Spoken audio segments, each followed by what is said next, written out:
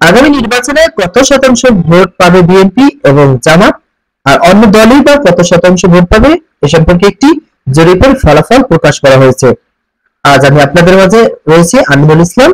আজ জরিপের ফলাফল সম্পর্কে বিস্তারিত আলোচনা করব।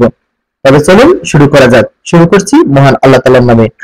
অভ্যুত্থানের মুখে গত বছরের 5 আগস্ট আওয়ামী লীগের 17 বছরের শাসনের অবসান ঘটে। সুষ্ঠু নির্বাচনের প্রতিশ্রুতি নিয়ে ক্ষমতায় আসে অন্তর্বর্তী সরকার, যার নেতৃত্বে আছেন শান্তিতে নোবেলজয়ী অর্থনীতিবিদ ডক্টর মোহাম্মদ ইউনূস। ইতিমধ্যে 11 মাস পার করে ফেলেছে এই সরকার। এই 11 মাস ধরে চায়ের আড্ডা থেকে সোশ্যাল মিডিয়া সর্বত্র একটাই আলোচনা, আগামী জাতীয় সংসদ নির্বাচন। অনুসারী সমর্থকদের প্রত্যাশা, অবাধ, সুষ্ঠু ও গ্রহণযোগ্য নির্বাচন হলে তাদের দলই বিপুল সংখ্যাগরিষ্ঠতা নিয়ে জয়ী হবে। কিন্তু বাস্তবতা কি বলছে, কোন দলের অবস্থান কেমন, তা একটি জরিপে উঠে এসেছে।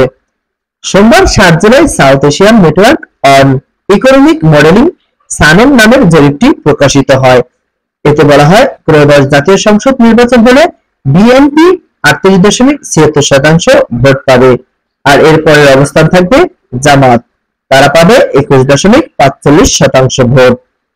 জরিপে অংশ নেওয়া তরুণদের মতে অন্যান্য ধর্মীয় দলগুলো 4.59% ভোট পেলেও জাতীয় নাগরিক পার্টি এনসিপি পাবে 15.84% ভোট।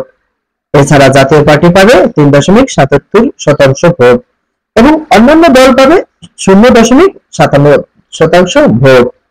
সানেমের জরিপে আরো বলা হয়, আওয়ামী লীগ নির্বাচনে অংশগ্রহণের অনুমতি পেলে এনসিপি থেকে কিছুটা পিছিয়ে থাকবে, তারা পাবে 15.02% ভোট। প্রসঙ্গত, কোরবানি ঈদের আগের দিন জাতির উদ্দেশ্যে ভাষণে প্রধান উপদেষ্টা এপ্রিলের প্রথমার্ধে নির্বাচন আয়োজনের ঘোষণা দিয়েছিলেন। তবে লন্ডনে বিএনপির ভারপ্রাপ্ত চেয়ারম্যান তারেক রহমানের সঙ্গে বৈঠকের পর সেই সময় তিনি এগিয়ে আনেন। সংস্কার ও বিচারের বিষয়ে পর্যাপ্ত অগ্রগতি হলেও ফেব্রুয়ারিতে রোজা শুরুর আগেও ভোট হতে পারে বলে সরকার প্রধানের দপ্তর থেকে জানানো হয়। Aminul Islam, AI media.